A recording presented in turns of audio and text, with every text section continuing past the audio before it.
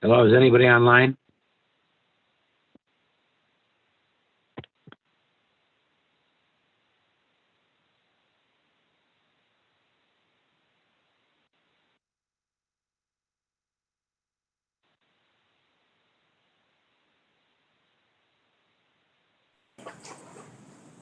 Let's see where we're All right, I'd like to call the Thursday, February 11th meeting, the Finance Committee of the Whole, to order at 6:01 p.m. We will start with roll call.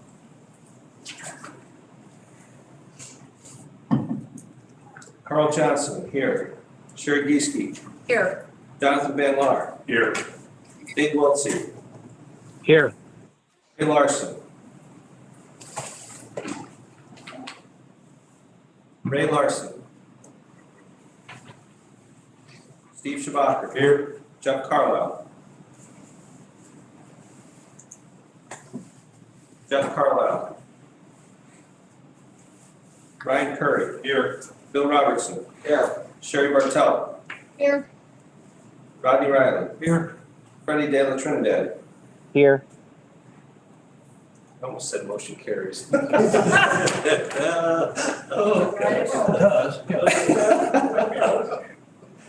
Next, I accept the motion to approve the minutes from the February 4th Administrative Committee of the Whole. Second. Sorry, who made the motion?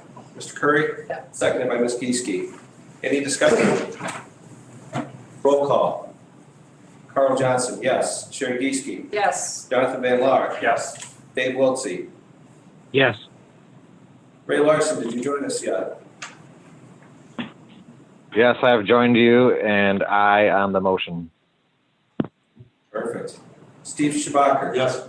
Jeff Carlisle, have you joined us? Ryan Curry. Yes. Bill Robertson. Yes. Sherry Bartell. Yes. Rodney Riley. Yes. Freddie De La Trinidad. Yes. Motion carries. Do we have any amendments or changes to the agenda? Not this evening. Next, I accept the motion to approve the agenda. So moved. Motion by Mr. Schabacher, seconded by Mr. Robertson. Any discussion? Roll call. Carl Johnson, yes. Sherry Gieske. Yes. Jonathan Van Laar. Yes. Dave Wiltsey. Yes. Ray Larson. Aye. Steve Schabacher. Yes. Ryan Curry. Yes. Bill Robertson. Yes. Sherry Bartell. Yes. Riley. Yes. Freddie De La Trinidad. Yes. Motion carries. Next up, public comment. Did we receive anything in the mail or email No. today? Okay. We do have one person here for public comment. Mr. Costanza, Village President Costanza. Sure. If you would please state your name and address for the record into the microphone, and the floor is yours, sir. Owen Costanza, 199 West Edson Street, the Village President of Cotton Grove. I think we all know that here. The reason I'm here is over the last. Excuse me, Mr. Costanza, if I could just make sure you talk right directly into that microphone, because it Okay. doesn't pick up that. Okay. The reason I'm here is over the last couple of months, there's been some misinformation, some misleading information out on social media. And the other night, there was a comment on our official village website from a board member of the county board. And I am here as a courtesy that we're all elected officials. I always make myself available to everybody. I think it's very disrespectful, some of the comments that have been going around.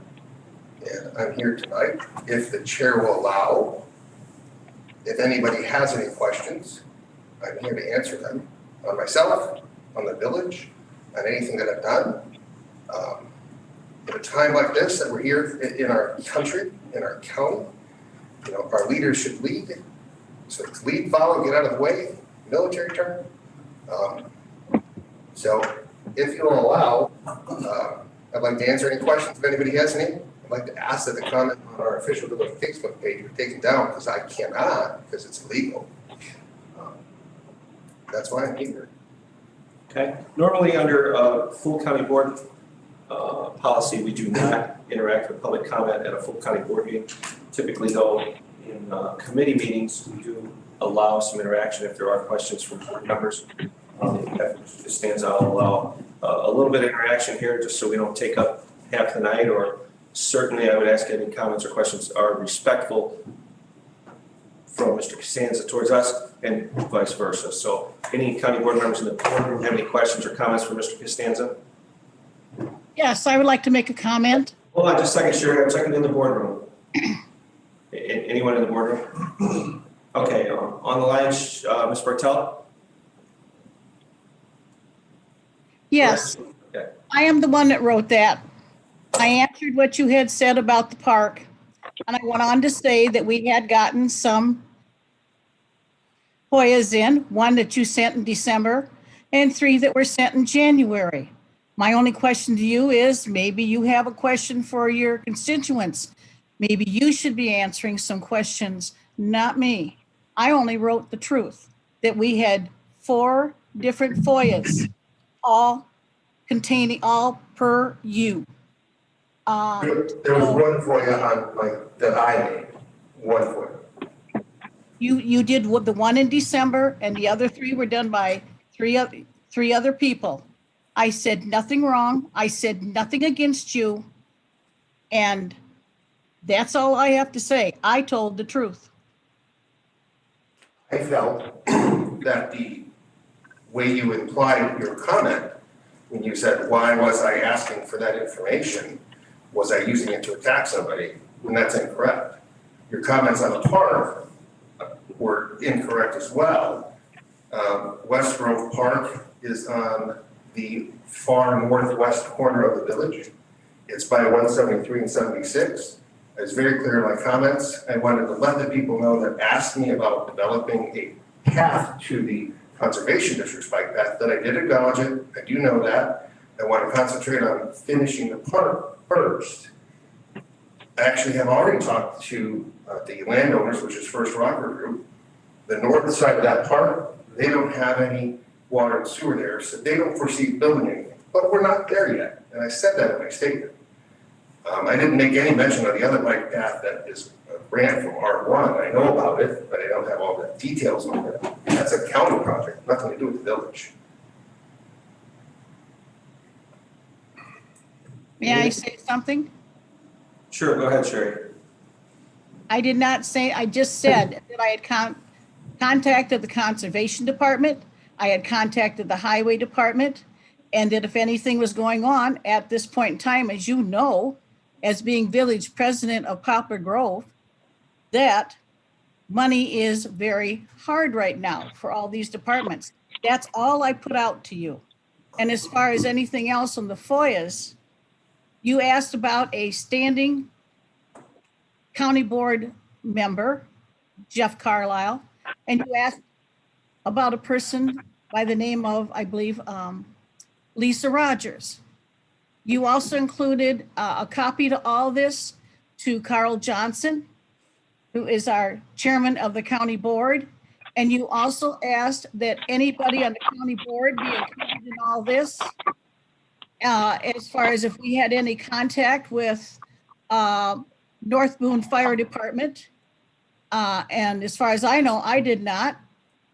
And as far as anything else goes, I don't know anything about Lisa Rogers or what she does or who she is.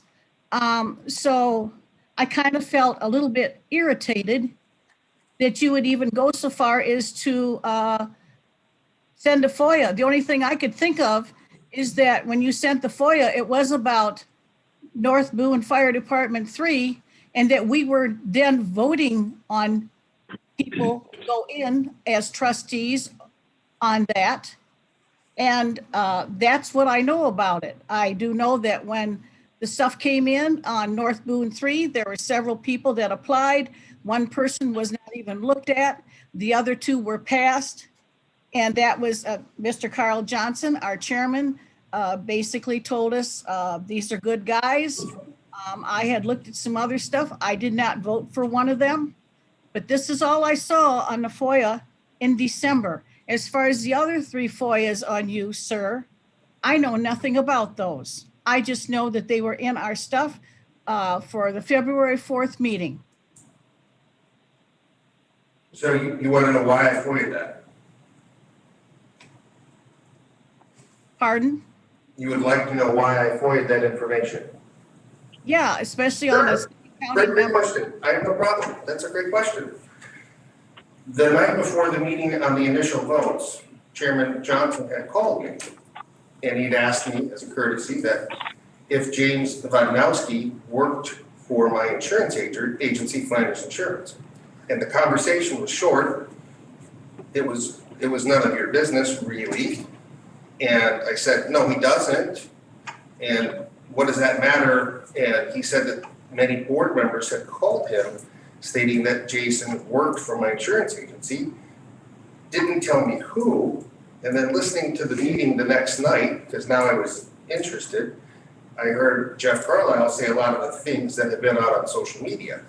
So I really wanted to know, that's why my FOIA request was very detailed, very specific.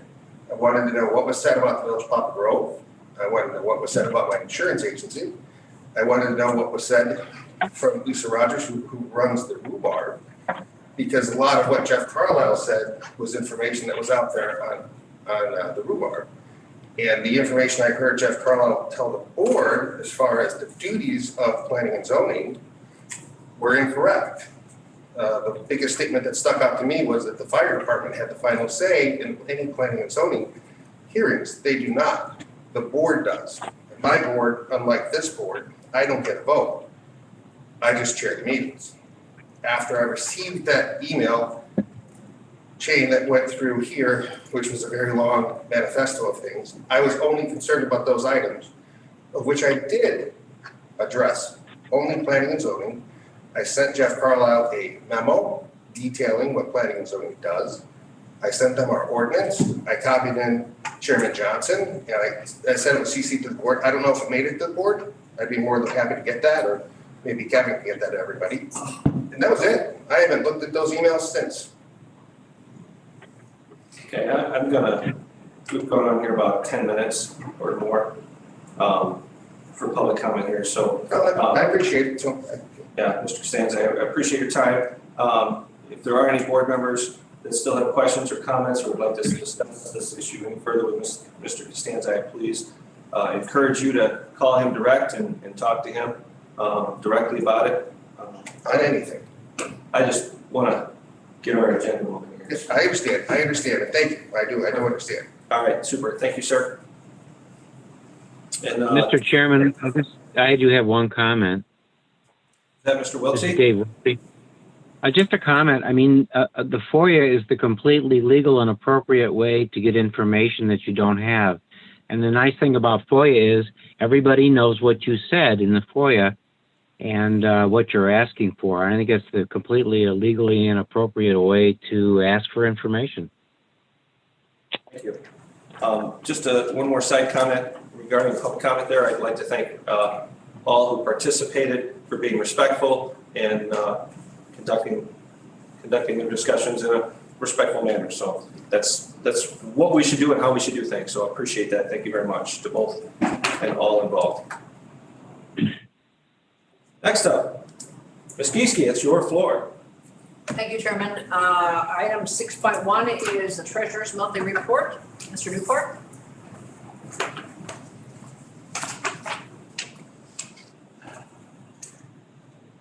Good evening, everyone. I have a pretty brief and boring treasurer's report and then one other matter to bring to the board's attention. So it was a typical January. In the general fund, we spent nearly $500,000 more than what came in, which is kind of a typical month when you don't have property tax revenue in that month. Between all the other funds, the total cash flow, if you will, was a negative about $900,000. No major changes in the investment pool. Interest rates are still bad, but they haven't gotten worse. They haven't gotten better. So I'm not gonna go into any more detail, but I'll be happy to answer any questions about my treasurer's report. Any questions for Kurt from in the boardroom? Any questions for Kurt from board members on the phone? Hearing none, go ahead, Kurt. You said you had another item? Yeah, and I was contacted today by Tom Jakeway. He is the trial court administrator, works for the 17th Circuit, which is Boone and Winnebago counties. And according to Tom, there is an agreement between our counties to share the cost of his compensation. He tells me that he budgets for this in the general fund department 65 budget, as well as the law library budget. But there were some payments that didn't get made both in 2019 and 2020. We were not invoiced, and so we didn't make those payments to reimburse Winnebago County for our portion of his salary. $9,000 from 2019 and $13,500 from 2020. So the annual budget for this all combined is $18,000. And we have $22,500 here from past fiscal years that was never invoiced and never paid. So I told Tom, well, it's going to have to be a county board decision to pay this since, all we have right now is 2021 budget, and this is really a non-budgeted expense or an over-budget expense. So I will get copies of this to Kevin for everyone, and you can maybe make a decision on this next week at your county board meeting. Wasn't on your agenda, so you can't do anything about it tonight. I am going to recommend that you pay them. You can see when I get this sent out, you can see Mr. Jakeway's memo as well as the invoices that he has presented. So, any questions about this? Questions? Bill? Who was responsible for billings? Well, I can't give you a name. There needs to be a system in place in the Winnebago County Finance Department to make sure that these invoices get sent, or that there is, some process in place to avoid this kind of oversight. And, something fell through the cracks, and it happened in Winnebago County. And that's about all that I know. Thank you. Carl?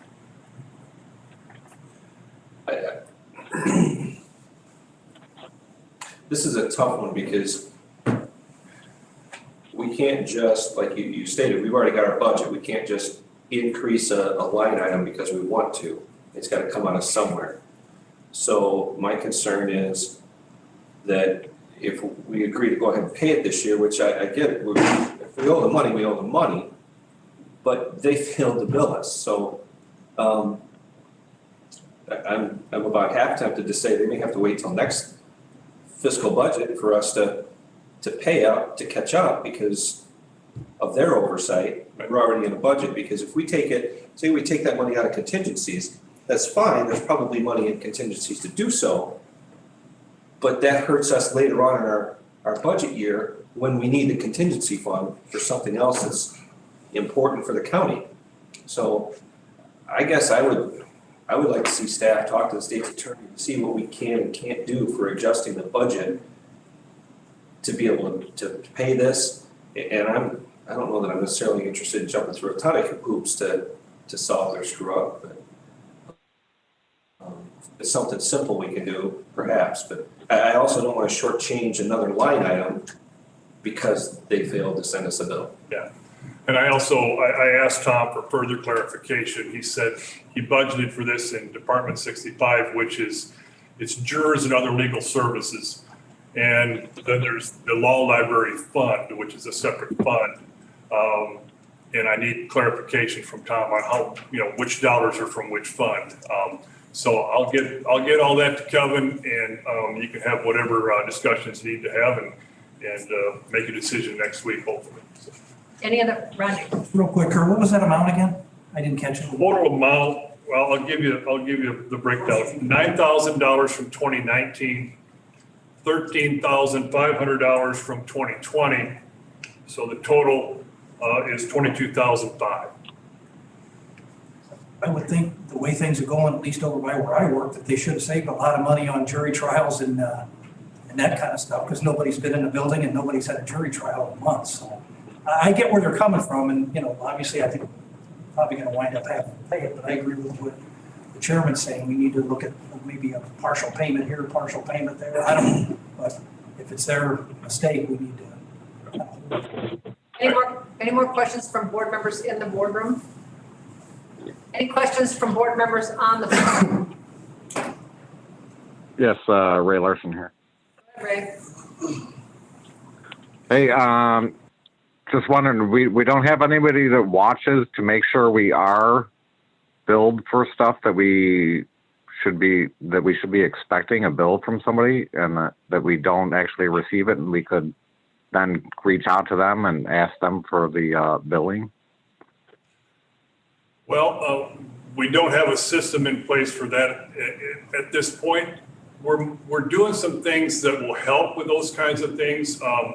When we've got payments that we know we need to make, we can automate the payments, or we can insert reminders into the accounting system. And we've already done that on certain things. And this might be another one of those things that we can add to that process.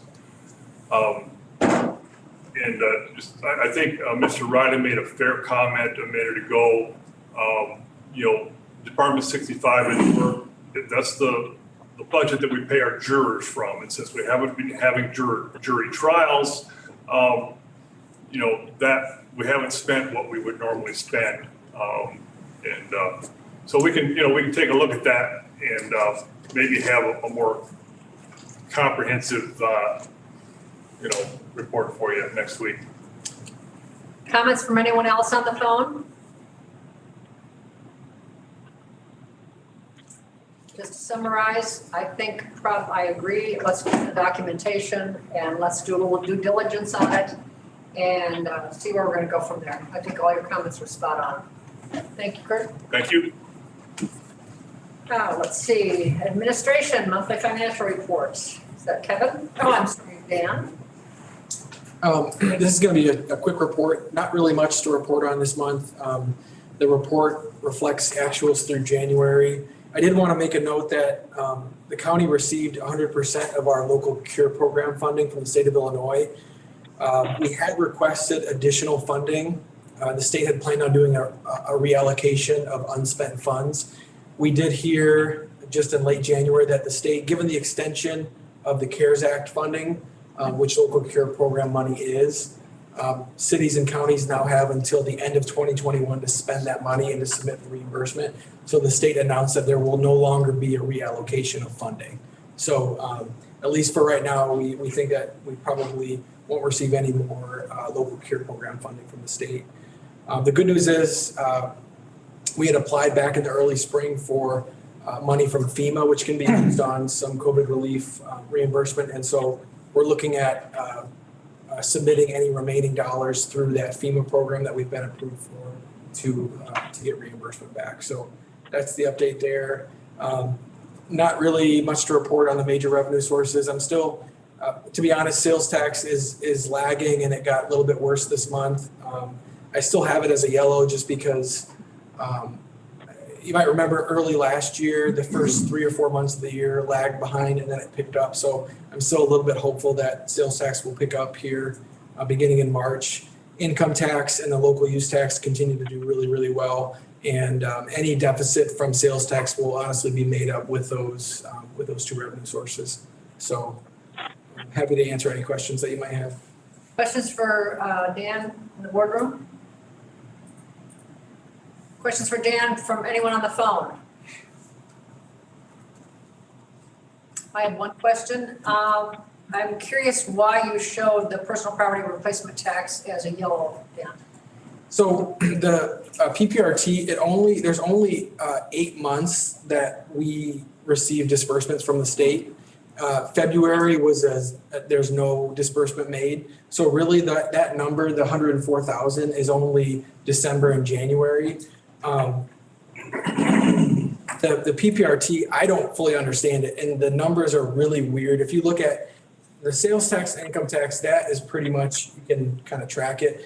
The PPRT is just all over the place, and so with only 2 months, I still just not, I'd like to get a few more, some additional data in before. That was one, in FY 2020, all year it looked like PPRT was doing really well. And then the last couple of disbursements just tanked. And so we actually ended the year under budget, and whereas all year we had looked like we would come in over budget. And so that's why on that one, I'm still just want to see a few more months before we make a call on it. I think that's a good call. It's not just the numbers, it's historic, their historic performance that you overlaid on it. So I think that's a good call. Anything else for Dan? Thank you, Dan. Let's see, where are we at here? Okay, here we go with approval. 7.1 is approval of the FTA policy document. Dwayne, are you online? No, he's not. I can take Okay, that. go ahead. I'm sorry. Thank you. That's okay. So this document is actually a policy document, and it's anticipation of an IDOT, an Illinois Department of Transportation, mandate that will most likely come down the pike. And so Dwayne, our grants administrator, wanted to be proactive and draft this policy document. And what it does is it establishes guidelines and minimum standards that Boone County will use in management of our third-party contracts. And right now, our transit program is contracted and operated through the Boone County Council on Aging. And so that's all this document is. It's really a formality. So that's all I have for you tonight on that. Any questions for Kevin on this? Any questions for Kevin from members on the phone? And this was, we stumbled on this a little bit during an audit, correct? Yes, correct. That is correct. Okay. So this will move toward, or go to the board for approval, correct? Yes. On next Wednesday. All right, moving right along, 7.2 is a resolution supporting the fiscal year 2022 Downstate Operating Assistance Program grant application. This is a standard item every year, but I'll let Kevin take it. Yeah, again, standard item every year, and this is again for related to our transit program operated by the Boone County Council on Aging, and it's to basically maintain our downstate assistance program grant, and it's a requirement that we submit a resolution and an ordinance that basically shows our support for it. So the actual board support for the grant. Any questions for Kevin from board members in the boardroom? Any questions for Kevin from board members on the phone?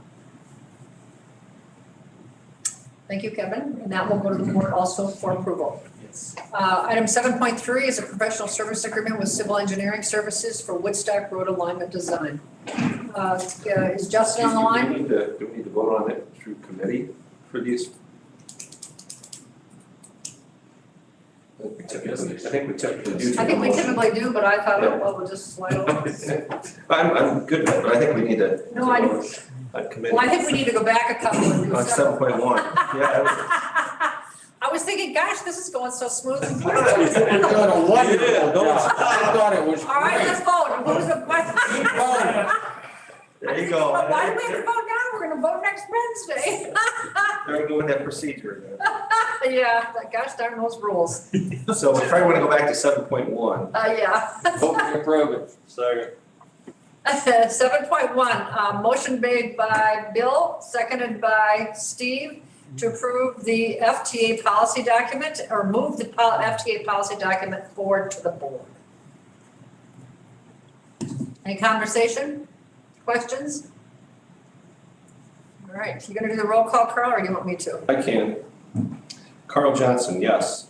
Sherry Geeske, Yes. Jonathan Van Laar, Yes. Dave Wiltsey, Yes. Ray Larson. Ray, you still there? Are you muted? Yes, Oh, there we go. yes, aye. Steve Shabak. Yes.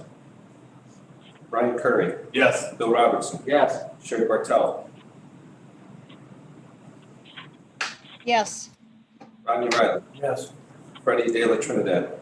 Yes. Motion carries. Thank you. 7.2. Let's go back to 7.2, and I need a motion to forward 7.2 resolution supporting the FY 2022 DOPE grant application to the board. I made it. Motion made by Bill, seconded by Ryan Curry.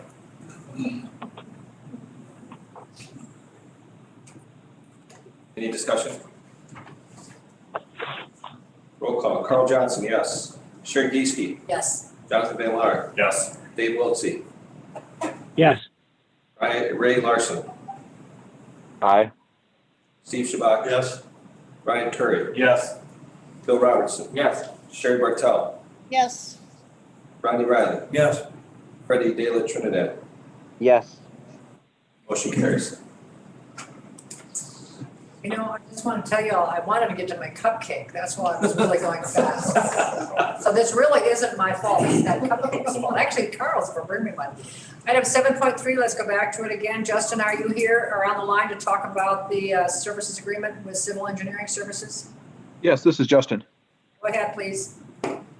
So what you have in front of you tonight is an agreement to realign Woodstock Road. And I probably should have put these 7.3 and 7.4. I probably should have reversed those now that I'm looking at it. But anyway, the reason we are realigning Woodstock Road is based on the removal and reconstruction of Woodstock Road Bridge. Woodstock Road Bridge is a bridge that was built in 1957 with a timber stub structure. Usually those are built with a 50-year design life. And so we've exceeded the design life. And so this gives us a good opportunity to realign Woodstock Road with a safer and more efficient route. So that's what you have. If you look at the last page of the document under the realignment, that shows what the route that makes the most sense. We looked at multiple different routes when we were given the opportunity to realign it with the reconstruction of the bridge. I guess the first option was to do nothing. Second option was to take it and swing it up towards Orth Road. That would require another substantial crossing or possibly a bridge or large culverts, box culverts. Second option we looked at was going kind of a northern route from what we have in front of you tonight.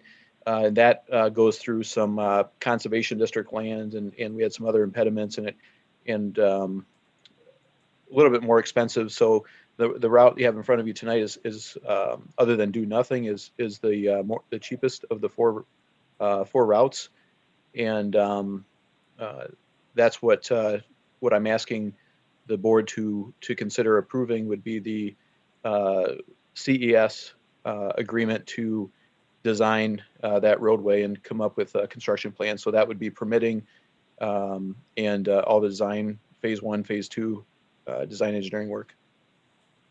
Initially, they proposed a lump sum of $260,000. I've got them to change that to 260, not to exceed. I'm still trying to work on. We're doing this pretty quickly to try to get our foot in the door on some grant opportunities. This project is a ways out. You know, the bridge has not been posted yet, but it has exceeded its design life, and the deterioration of those timber piles is most likely to start accelerating. And so I would expect in the next 5 years that bridge would get posted as well, similar to what we saw with Capron Road Bridge and the Poplar Grove Road Bridge over Beaver Creek. So we're just trying to get ahead of the game in this one and possibly even secure some additional funding. Any questions for Justin from the boardroom? Jonathan Van Laar. Justin, this is Jonathan. Forgive my ignorance, but are we taking this new road, this, I don't know, cutting through this field, is this going to be eminent domain, or what are we doing there?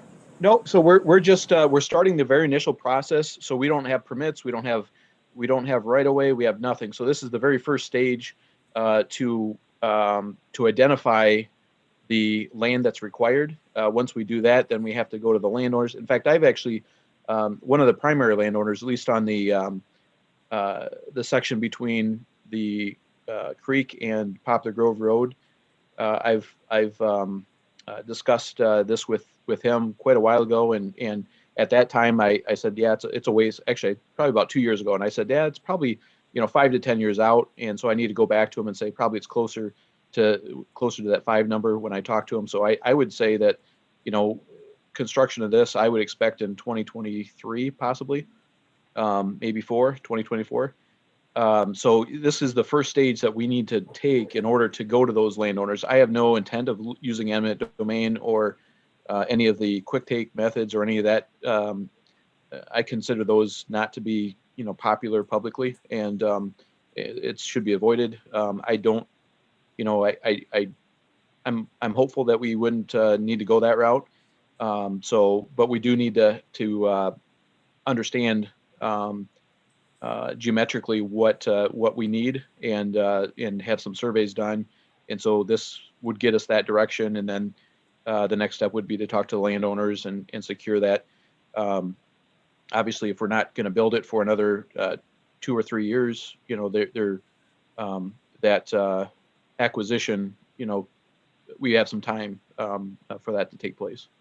So the one thing we don't want to have happen is have some grand opportunities to come in front of us and not have this, shovel ready. I think, the more we can get shovel ready, it seems like I've been playing catch up a lot on a lot of our infrastructure and bridge work needs. And it would be nice to try to get a little bit more in front of it and get things quite often with these grants, the more shovel ready they are, the more desirable our grant looks. Understand. Thank you, sir. Ryan? Hi, Justin. Ryan Curry here. I guess I just don't see the point of all of this, to be honest with you.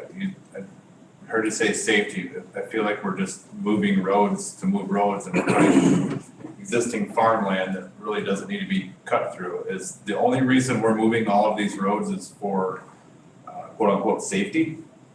No, we were also doing this.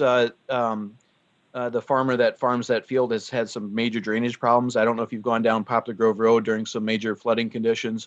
The water is at the road, and so we're looking at improving that. So there's multiple. This safety is certainly probably my number one priority as a public transportation manager. That is certainly one of my primary duties. But to improve the farmland, the existing right of way, we would restore that to farmland, and we are hoping to improve the drainage that you see near the golf course there on Poplar Grove Road, and the farm fields typically got a fair amount of land that's underwater there too during rain events. So I would still say that safety is one of the major items. The amount of farmland that we're going to be using with a new right of way will be a very large portion that would be offset with the amount of land that we would be vacating and restoring to farmland as well. Thank you. Other questions from in the boardroom? Any questions for Justin from board members on the phone? Yeah, this is Dave Wiltsey. Where it veers off on Woodstock toward Poplar Grove, so you're saying that section of Woodstock Road would be vacated? Yes, that would we'd still have access to the homes that need it, but that no longer would be a through road. Okay. Does the farmer own the land on the west there, or actually on the left? I don't know if that's the west. I think it might be the north. Yeah, well, Frank, I don't, I think it's just, Yeah. I believe he just owns and recently purchased the southern portion. So I don't believe that he owns the northern portion. Okay. It's I could be wrong. It's the Ballard Farm, but yeah, I could be wrong with that, but that's my belief. We're not necessarily talking about pulling up the asphalt then on the old Woodstock Road. We're just going to vacate the right of way and let the landowner decide what he wants to do with it. Well, my intention would be to restore it to farm. So we would remove the topsoil from the location where the new road's going, and pull up the asphalt and the stone at where it's at, and put swap it over. So my intent would be to restore it to a to farmland, unless the owner has other intents of if they would like to utilize the existing material there somehow too. That certainly would be an option.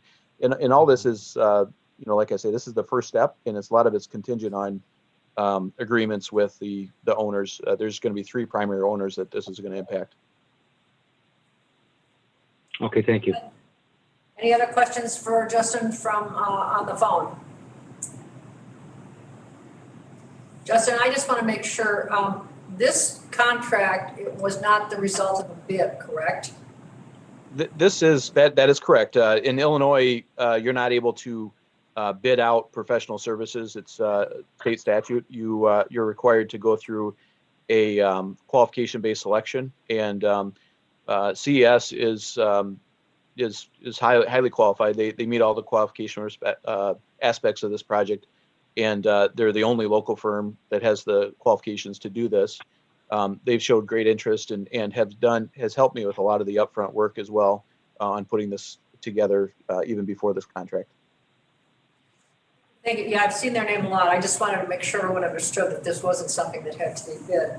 So what this is going to do is going to give you a comprehensive view of what needs to be done, potential costs, and all that sort of thing to do this. Is that correct? Is that that's in layman's terms? Yeah, that is correct. And actually, it'll give us bidding documents, and it'll carry us all the way through to construction. And that's why I'm asking the committee's consideration to do a not to exceed and allow me the flexibility to incrementally break this contract down, because at some point, and we've already done it to a certain extent, but this, to be honest, this agreement was drawn together very quickly, and so there's still some items in there that I want to negotiate down with them. Some of that has happened, and not all of it has happened yet, though. So if we have a do not exceed amount in there, then I can break it down. So if we do come to some resistance with landowners, or there's a decision made by the board or public that we feel that this is not, we don't want to go this route, then we can cut it off early and not have the contract continue. Okay, thank you. So, so is this ready for us to take to the county board meeting next week to vote on? Or do you want to finalize that those not to exceed figures before we go forward?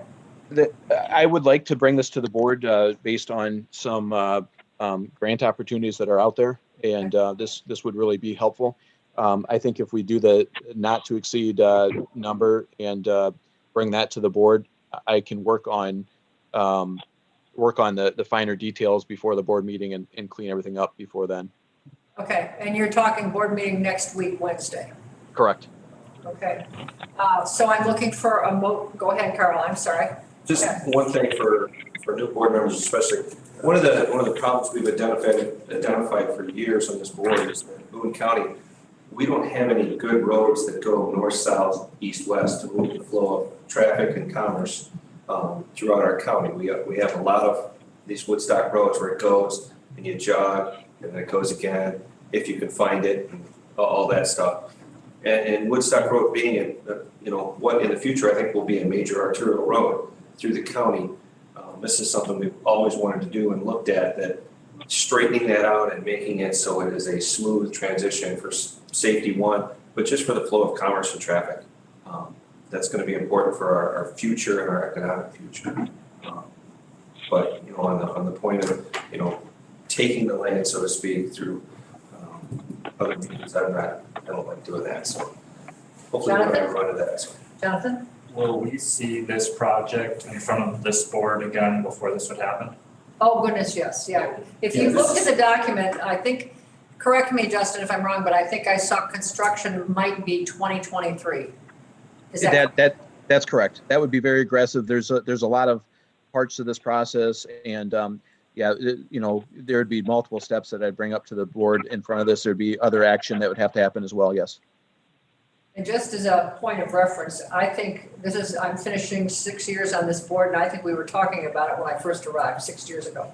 So, you know, and Carol is spot on. And the other thing is that lake that appears, you know, right across from the golf course.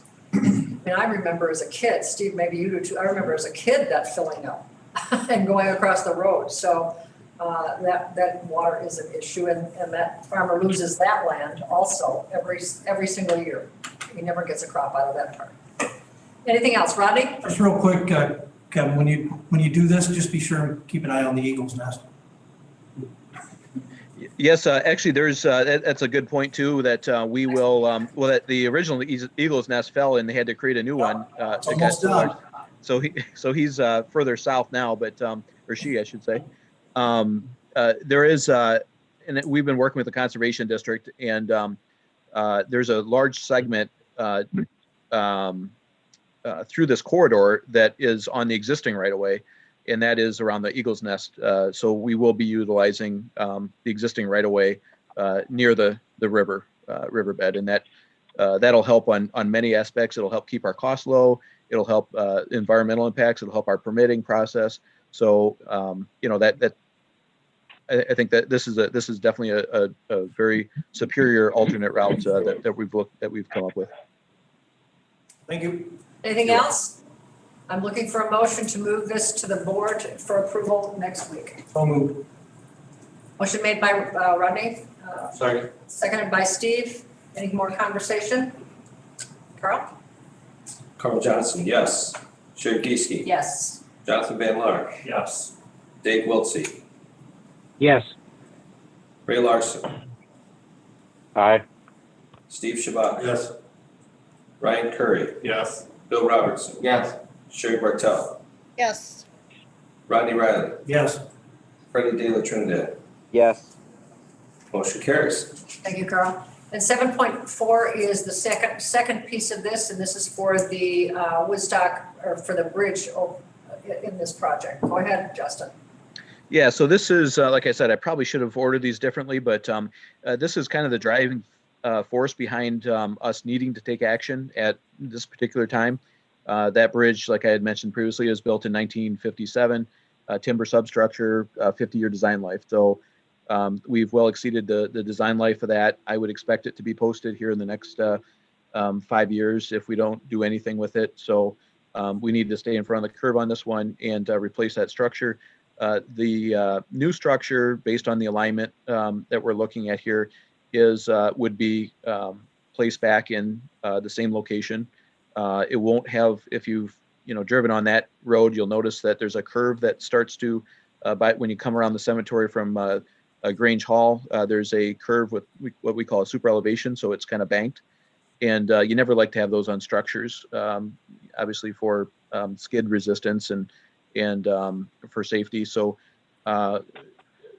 we're going to straighten out that section across the bridge and do some other improvements. We are going to have a wider bridge out there for snow removal and general safety, I guess, and for pedestrians or bicyclists that try to cross as well.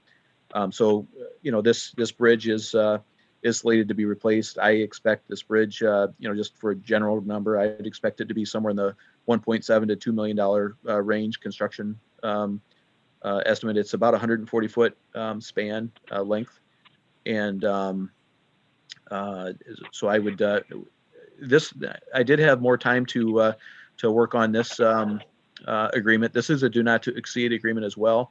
However, I did go through this one real closely and was able to get this one to where we need it to be.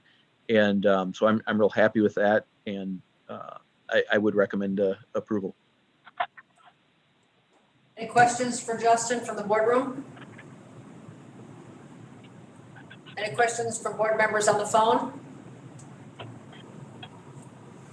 All right, I'm looking for a motion to move this for approval to the county board next week. I'll make that motion. Motion made by Jonathan, seconded by Steve Schubacher. Any further conversation? Carl? Carl Johnson, yes. Sherry Peasky, Yes. Jonathan Van Laar, Yes. Dave Wiltsey, Yes. Ray Larson, Aye. Steve Shabak. Yes. Ryan Curry, Yes. Bill Robertson, Yes. Sherry Bartel, Yes. Rodney Riley, Yes. Freddie De La Trinidad. Yes. Carries. Thank you, Carl. Let's see, we're at 8.0 intergovernmental reports. We don't have anything on that, correct? Number 9, informational items, correspondence. Anything, Kevin? No, not this evening. UCCI? Yes, I have a quick update. We received some information from UCCI today regarding the new coronavirus relief package that's being negotiated right now at the federal level, and some preliminary information on local government funding has been released as of Tuesday, actually, and the NACO, the National Association of Counties, has put together some information as far as how much funding local governments, in particular counties, will be receiving in Boone County right now. With how the numbers sit, it's expected to receive a little over $10 million. And so some of that funding, it has to be spent on certain things. So there's 4 allowable uses of recovery funds, and that's to respond to or mitigate the public health emergency with respect to the COVID-19 emergency or its negative economic impact. So pretty broad. Number 2 is cover costs incurred as a result of the COVID-19 emergency. 3 would be replace revenue that was lost, delayed, or decreased as determined based on projections of the government as of January 27th, 2020 as a result of COVID-19. And then 4 would be to broadly address negative economic impacts of the COVID-19 disease. So we'll keep close tabs on that, UCCI is, and we will continue to keep the board informed of any additional funds received. All these funds will be directly received in from Department of Treasury, U.S. Department of Treasury, and not the Illinois Department, or not Illinois DCEO. So a little different there as well. Just wanted to update the board on that. Any questions for Kevin on that? In the boardroom, anyone on the phone have a question for Kevin on that? I have one. So this all sounds very, very, very good. As one of our former board members used to say, it's nice to get some of our money back, that we all pay in. It's nice.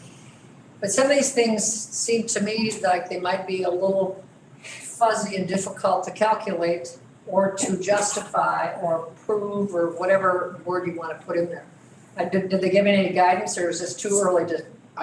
Yep, so I believe it's a little too early. What they ended up doing with the previous stimulus packages is that they later on would clarify how the funds could be expended. So that's probably what will end up happening. These 4 categories are fairly broad, though. I mean, address negative economic impacts of COVID-19, that's very broad. And then responding to mitigating COVID-19 as well, we saw that they allowed us to use public safety salaries and things like that. So I'm sure they'll actually have specific examples and circumstances where we could use the money. But right now, they've at least released those 4 general categories. Yeah. And it's interesting because we already got our maximum allocation from the state. Yep. But that was more concrete hard costs. That wasn't too difficult to come up with, I don't think. Right. Because everybody tracked them. Yeah. All right, well, this should be interesting. Thank you. Impact fees, I don't think we're gonna talk about that yet, are we? Nope. I don't. Go I ahead. think so, right? No, I don't. I think we're just waiting for a full board meeting to have the, public hearing. Yeah, that's right. Oh, that's right. And it's next Wednesday, correct? Before the full board meeting? Thursday. Okay. Wednesday. Wednesday this week and then Thursday. Not until March is when we go to Thursday board meetings, because we had to have a public hearing, or, well, no, we didn't have to have that, we had to notify. This was public notice. Yeah. Okay, that's right, I forgot, thank you, Carl. Okay, item 9.4, I'll turn it over to Kevin. It is our first session of the Budget 101 workshop. Kevin? All right, well, Want to thank take you. Yeah, thank you, Chairwoman Kieske. So tonight, I wanted to provide the county board with some general information on our budget and the whole process, and sort of just provide a general overview. So this will not get into the nitty gritty and all the great details that we want to know, but it'll at least provide some preliminary information. And then I have 4 departments we want to kind of showcase tonight, and they'll be able to answer some questions that you may or may not have, but they're at least on standby. So what we wanted to do is present kind of just a rudimentary understanding of the general fund tonight. We have many funds, and what we'll kind of go over tonight is the general fund, and then as time goes on, we'll introduce more funds. And at the end, what I'd like to do is put this all into basically what I'll call a Budget 101 guide, so that this will just be updated every year or so, and board members can kind of look back at it to gain an understanding of what different departments do, how they're funded, what services they provide, and so on. So that's kind of what we'll do tonight. So looking at the general fund, what I wanted to kind of go over is what does it pay for, and what the general fund typically pays for are the main core services of county government. And we provide the services and the programs available to our citizens. And so those are things like public safety. So you see our emergency 911 dispatch, that is actually a service split between City of Belvedere and the county. You do notice in that the other municipalities within the county do not pay necessarily for that service other than county taxes. So that's a little unique there, but the Boone County Sheriff's Office is covered under there in the general fund. We have funding for our reserves and transfers, which our reserve funds are typically for like emergencies or natural disasters where we need to have some cash on hand to remedy those kind of situations. We have also our employee health fund, debt service, and landfill expenses in that as well. You look at other constitutional offices, so the clerk of the court of the circuit, the 17th Judicial Circuit Court, which she is, I believe Linda will be on the phone or on the meeting tonight, so she can explain some more about her department and what they do. But the county clerk, the recorder, and then supervisor of assessments, those are all constitutional offices that we have to have. You look at the courts and criminal justice, that takes up 14% of the general fund, and that does our courts, administration, technology, public access to resources like our law library, Westlaw information, public defender, state's attorney, drug and teen courts and probation. The county board and all of our various commissions only take up 1% of the budget, so that's always interesting.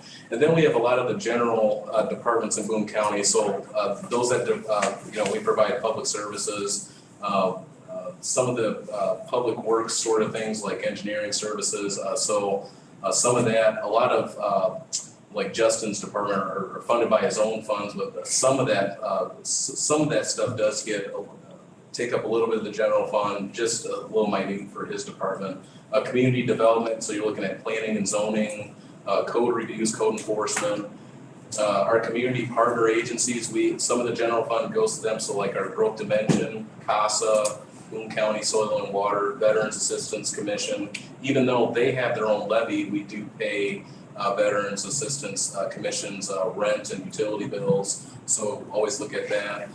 County administration, that's our citizen liaison services, human resources, hiring, training. budget, things like that, fleet management, administrative services. And then one thing we really want to focus on as years go on are our capital improvements, and that's really strategic planning and trying to position ourselves to at least expect big expenses in the future so that we're prepared to take those on. I think this next category and page that everyone can see online is tells a pretty good story. And I think that's why Chairwoman Geeske asked everyone to bring in their tax bill if they could. But if you look at your tax bill, a very large portion of your tax bill actually goes to the local school district. And for the county, this is very difficult to depict because it really changes depending on where you live in the county. If you're in an incorporated area and versus an unincorporated area, but this is a generalization. And so typically when you look at your tax bill, most of it is going to go to the school district. I used an address in city of Belvedere, so you can look at 14 cents on the dollar goes to city of Belvedere, 11 cents on the dollar goes to the Boone County General Fund. Rock Valley College gets some money, the townships and park districts get some money, and then fire protection districts too. So you can see kind of a generalization of where, how many cents on the dollar goes to these different agencies. So again, the general fund for us are the core services. So that's, obviously your public safety, administration, things like that. And it also supports those constitutional offices.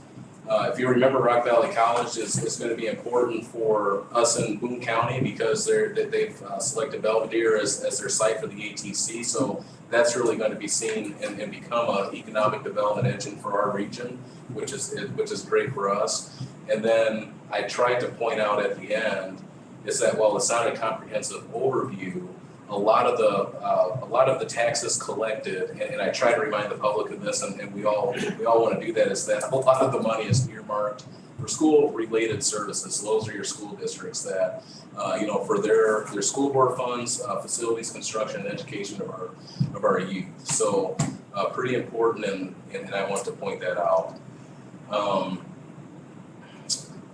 Looks like something messed up there, but. On the other property taxes, I want to put a page together that just kind of gave some more information. So looks like there's a little mistake here under the local school districts that we'll have to fix. But again, about 59% of the tax dollar goes to the school districts, Rock Valley College. And what I really wanted to point out and just highlight is some of the core services that these agencies and groups put on. So your townships are indigent assistance and maintaining roads and bridges under their purview. The Boone County Conservation District, all the things that they do for Park District and so on. And then really important, what I wanted to point out on this page is that all county funds are subject to the property extension limitation law.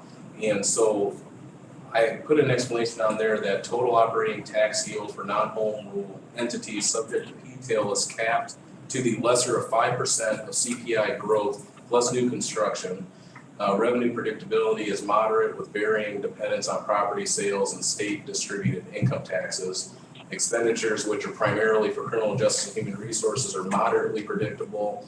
And for Boone County, and other counties have limited ability to reduce expenditures given strong public sector unions and pension benefits that enjoy strong constitutional protection. So we have to remember that we're in a union state and that we have to bargain and we're held to that. So, and for Boone County, our fixed costs are mainly driven by debt service and employer pension contributions. We have a lot of we don't have a lot of debt, but some of that hopefully will get freed up here in the near future. And then we always, have to look at the employer pension contributions too, which we monitor that a lot. So those are what those pages kind of go over as a high level general overview of the general fund. And then provide some information on what these other taxing districts and the services that they provide to the county residents and our visitors. And then, so what I'd like to do is start with the Office of the State's Attorney. and kind of show and just kind of go over a little bit about how that department's funded, what their budget is, and what are the core services that they provide. Because I know that as time goes on, board members like to know what are our departments doing, how are they funded, and what are they doing with the money, basically. And I know Tricia's on the line, and I think every department that I'm showcasing tonight, which are basically I would title like the court offices or the court departments are on the line. They should be, I believe. So for state's attorney's office, they're funded primarily through state reimbursement, and that's mainly for the state's attorney's salary, and we'll talk about that. They have some state and federal grants that support the general mission of the office and everything that they do, the prosecutions and other services. And then the general fund also funds this department, which supports the assistant state's attorney's salaries and operating expenses. Their budget is $928,106 for this year. And then again, it pays for prosecute all felony, misdemeanor, and traffic violations, and traffic statutes, criminal and traffic statutes, commence and defend Boone County in all civil lawsuits and violations of the Boone County code and ordinances, serves as legal counsel to the county board, elected officials, and department heads, and serves to protect children from abuse and neglect. And going back to the state's attorney salary, so the general fund, we pay $21,800 towards the state's attorney salary, and all the remaining, including all annual increases, are reimbursed by the state of Illinois. And so that's in state law that they cover that larger portion, so that we cover, luckily, the much smaller portion. Very good for us, and we'll take anything we can get. And so I'd like to stop here first and foremost to take any questions, and then also if anyone has questions about Tricia's department specifically, because I know she's on the line, answer that. So. Any question? Can we go back? Yeah, we can go back too. I just, this isn't necessarily a question, and you could probably elaborate on this. But when I first came to the board and I heard the term PTEL, it was used a lot. And it took me an awful long time to figure out what the heck that meant. And so, may I just say, this, as you can tell here, this doesn't mean that individuals' taxes are capped. That isn't what that means. It means the amount of money that the county, correct me if I'm wrong, the amount of money that the county can levy for taxes, that's capped. So when people will say, the value of my house went up, or went down, why are my taxes going up? Or here's another one. When property is taken off the tax rolls, guess what? Those taxes are still paid, but it's distributed to the rest of us, that still have property. Or as Kurt, if Kurt was here, if you've ever gone to one of Kurt's sessions on taxes, he always says, we have the senior freeze and all that kind of stuff. And what that does is that everybody else gets to pay what we old duffers don't, because we file for that. So I was very happy when I saw Kevin put something like this in, but I think it took me a while to figure that out, and many phone calls or people hitting me up about why, if property values are dropping, why aren't my taxes going down? Well, it's kind of an inverse correlation. It doesn't have a darn thing to do with that. It has to do with the fact that the amount of money that we can levy from our county, that's what it's capped. So I always think that's, I don't know. Anyhow, everybody else probably figured that out long before I did. Go ahead, Carl. I just wanted to point out one thing, that one slide you had, Kevin, earlier, that showed the breakdown of the general fund. I did some quick math. Over 62% of our general fund dollars goes to public safety issues. It's probably around 64% by the time you add in the county clerk's office, which equates to, I think we've got about a $17 million general fund budget, yeah, which is almost $11 million of our $17 million is spent. We have zero control over it because it pretty much has to be spent. I think, and I hope you don't mind if I think that's really important also, and I still owe you something. I listened to the webinar the other day about this House bill, and I'm just here to figure out how to gel that down to 3 to 5 bullet points. But I'm here to say that there's a lot of detail in it, 768 pages or something. But at the end of the day, those costs are gonna go up.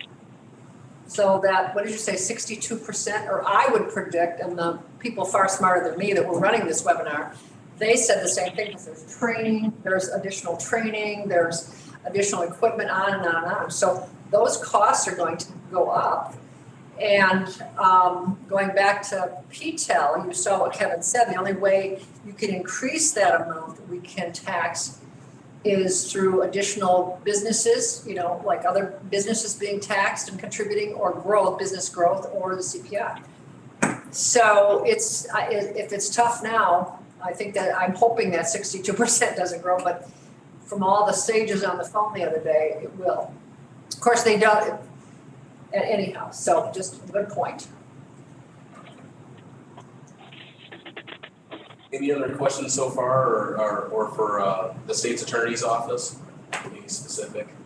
And it's okay if you don't have anything today. If any questions come up, always feel free to contact the department head or myself. And but hopefully, like I said at the end of this, we're going to have this all in a packet, and you guys will have it. So.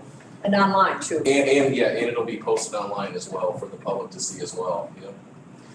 So we can move on to the Office of the Public Defender and how they're funded. And so there's some state reimbursement for the public defender salary as well, and we can get to that number later on. But just like the state's attorney, the state actually does reimburse us for the public defender salary as well. There's public defendant reimbursement, and that has to deal with depends on who the defendant is and how capable they are of paying, but the court may order defendants to reimburse the county for services rendered from the public defender's office. They have an automation fee that's collected and received from per traffic court case, and then the general fund supports attorney and operational expenses as well. And so they have a total budget of $461,343. And so the main mission and what they do is represent indigent adults on felony, misdemeanor, traffic cases, juveniles and delinquency cases, parents or minors in abuse, neglect, dependency cases, and all underrepresented persons in custody for bond, court and extradition, and staff's use, recovery, and drug court. They do a lot more than that. I know that Carrie's on the line, and I think she has some additional information to share too. Carrie, are you on? I'm here. Perfect. Do you want to shed some more light on what you do? And I know you shared some information with me earlier today that you want to. I just wanted to add that there's several statutes that specifically apply to how my office is funded. The public defender is appointed by the circuit court judges. I was interviewed by all 13, and they unanimously appointed me. So I fall under their limited jurisdiction, but we're technically an independent office. We're employed on a full-time basis. We do not engage in the private practice of law. So our office, though, operates basically on the same basis as any other private law firm, as fully licensed attorneys, except in terms of our compensation and expenses. Kevin has already gone over the reimbursement for my personal salary. But as far as my employees, the circuit judges appoint the number of assistants and clerks to serve the public defender at my pleasure. And then the county board sets and the treasurer pays the salaries of the clerks and the assistant public defender. And then in addition, the county board is required to provide suitable office quarters for the use of the public defender and shall pay all necessary office, travel, and other expenses incurred in the defense of cases as approved by the court. So basically, the procedure is let's say I have someone who I believe is unfit to stand trial, or I need an expert witness. I file a motion. I ask the court to approve those expenses to be paid, and that could be subject to reimbursement. Let's say my client has posted a lot of money in bond. It's not their personal money, but it's available for reimbursement, and later the state will make a motion for that at the end of the case. So all of those expenses that are related to specific cases, I have to ask for prior approval. Otherwise, we have the budgeted amounts. So I just wanted to share that there are certain expenses that I have to ask for because we need to have a place. We need to have appropriate meeting facilities for my clients. And that's one of the reasons why we're in a different location. At one time, we were part-time, and then the population changes, and based on the statutes, we became full-time. And there was not accommodations available up at the courthouse. We do have one office that is available, but it's only one person size. It's been very useful during this quarantine period because either I or another attorney have been housed there so that we have protection in case someone has to be quarantined. But we also use it during jury trials, etc. So, or when we need to use the interpreter, because the interpreter is a service that we need and use all the time, but she cannot leave the courthouse campus. But I think that's about it. Thank you very much, Gary. Does anyone have any questions for the public defender's office? I just have a quick one. Go ahead. So when these defendants no longer pay bonds, does that mean the county's got to pay all the money? Well, go ahead. I won't even attempt. I could, but I'd be doing some of this, but go ahead, Carrie. Because that is an issue. There are still be people who will be posting bond. It's not going to be 100% bond free. There'll be some sort of weighing decisions, but yes, it will become an issue. But it's, yeah, I've gone through the statute. Obviously, I think it will be problematic. But our expenses generally are rather reasonable. We try very hard to get the most reasonable experts involved, but sometimes we need it. That whole bond thing is kind of scary. In fact, very, very scary. Or from my perspective, from what little limited knowledge I have of it. So who knows where it's going to go. The only thing about it, and I don't mean to take your time up, Kevin, but back to that, I don't think the governor signed it yet. No. He hasn't signed it. He had two choices, of course, veto or sign. But these experts on the phone felt that, and it was heads of the Sheriff's Association and some state's attorneys, felt that what he would do is somewhere put some language to include some of these types of people to help iron out some of the less than favorable portions of that bill. So I don't know where that stands. I was hopeful that that might be the case, but I guess we shall see. It's not going to make life easier for any of us, is it? Well, I can say that even if it does pass, it'll be a while before that portion of the statute takes effect. I think it's 2023 or something like that. Anyway, it's there'll be time for that to be ironed out. I know that it's been pushed by the courts, AOIC, I believe it is, for a while. It's been something we've debated at various conferences, so I was aware this was likely to happen. Other states have gone in this direction, so I think maybe looking to some of those other states to see how they then, I guess, fund the public defender's office might be useful. I think Indiana is one of them, Kentucky, New York. So. My last question, earlier you made a comment about limited jurisdiction. Is that what you referred to, the fact you operate like regular quote unquote attorneys? Mm-hmm. Is that what jurisdictional or limited jurisdiction meant, or what did that mean?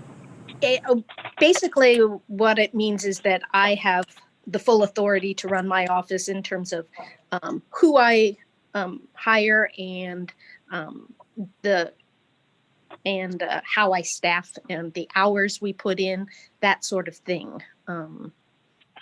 There's a lot of case law relating to how the public defender can staff specific courts, and it's her choice as opposed to the judges making orders related to that, that sort of thing. I mean, as far as policies, I make my own policy. Got it. Thank you. Thank you, Kevin, for indulging me. Of course, not a problem. Thank you, Carrie. Thank you. Am I needed anymore or can I leave? Oh, yeah, if you'd like, yeah, no, you're totally fine. Okay, thank you so much. Thank you, Carrie. Yep. Bye-bye. Bye. So the next department I'd like to highlight, second to last department is the probation department. And so just how they're funded, they have some state reimbursement, and so that funds the actual officer salaries, state grants, or a state grant rather, that funds the adult drug operations. Our general fund supports their general operating expenses and some salaries as well. And then they also have a probation services fund that funds client services that they dub there. So their mission is to provide the court with a system of quality programs which are responsive to constitutional and statutory requirements that reflect judicial priorities and community needs, with focus on restoration of the offender to productive citizenship without compromising the safety of the community. And so what we wanted to notate, you'll notice that their budget is $624,961, and there's an asterisk next to that because some of their expenses is actually reimbursed by the state of Illinois for the officer salaries. And included in that actual amount is the probation services fund. So that includes that as well. And that's how they're funded, that's their mission. And so again, just wanted to provide a high level overview of what they do. And I believe Amy's on the line if anyone has any questions for her as well, or if Amy wants to say anything additional. All good? Kevin, you covered it for me if anybody has any questions. All right. Thank you, Amy. And then if there are no questions there yet, the last department we'd like to highlight is the clerk of the 17th Judicial Circuit Court, and that's Linda Anderson's department. And so they're funded several ways as well. The automation fund that procures some IT equipment and supports wages and office supplies. Their document storage fund also procures IT equipment specific to that and funds ongoing maintenance and contracts. They have a child support and e-citation funds that fund some salaries and software, including maintenance of that equipment. And then our general fund supports clerk and union wages, office supplies, and postage. They have a rather large budget that's a little different from the actual budget book because we included all of their funds in there. So it's a little over $1.1 million. And the clerk of the court has a ton of responsibilities related to record keeping and all sorts of activities within the circuit court. They're not an actual official of the local government. They're a state constitutional officer, so that's really important to point out. Just wanted to point that out. And then also in Boone County, the circuit clerk also acts as the jury commissioner and is responsible for all the duties of that position as well. It's different in a lot of counties, but Boone County, that's how the circuit clerk acts as well. So I think Linda's on if anyone has any questions specific to her department. But that's what we wanted to do there was a general overview of the departments and provide the way that they're funded and kind of what they do. And like I said, again, I can't reiterate enough that at the end, all of the funds will be in here, all the departments will be in there, and it'll be in a nice guide to kind of refer back to. So I hope you guys find that helpful. And again, we're always here on standby to answer any questions. So. And one last follow-up, I think when we decided, when Kevin and Carl and I were talking about doing this, it's by design, we're starting in February, because then we'll flow right into budget season. So we'll have all of this knowledge in our hip pocket. So when we flow right into the budget season, we'll have a greater understanding of why why the departments are doing what we're doing, or whatever the case might be. Yep. Nice job, I think. Oh, Jonathan had a question? Kevin, you wrote this? I did. I mean, this is pretty impressive. Thank you. I mean, it's pretty amazing. Thank you very much. I appreciate that. I I'm not sure I could have done it with crayons, even on the computer. But, you know, and also thanks to the department heads, I couldn't have gotten as much detail without them. So, you know, we'll be working on the next category. And again, we'll kind of do this in pieces. That way we don't inundate you with too much information and either way. So yeah, thank you. Appreciate it. Thank you. Thank you for saying that, Jonathan. I told him the same thing the other day. And did you get your tooth fixed? Never mind. I did, Okay. thank goodness. Let's see, where did I leave off, kids? Thank you again, Kevin, excellent job. Do we need an executive session? I think we do. We do. So we're looking for a motion to go into executive session. I'll make that motion. Made by Jonathan, seconded by Bill Robertson. Do you want to do roll call? Carl? You should probably state the purpose before we. Pardon? Oh, I'm sorry, I meant to do that. I looked at it and I thought I gotta remember it for the sale of real estate. Executive session for the sale of real estate. I told myself before I came, don't forget that. And I did. Thank you, Dan. On Maple Crest, Jim. Carl Johnson, yes. Sherry Geeske, Yes. Jonathan Van Laar, Yes. Dave Wiltsey, Yes. Ray Larson, Aye. Steve Shabaka. Yes. Ryan Curry, Yes. Bill Robertson, Yes. Sherry Bartel, Yes. Rodney Riley, Yes. Freddie De La Trinidad. Yes. Motion carries. We are in executive session. Okay.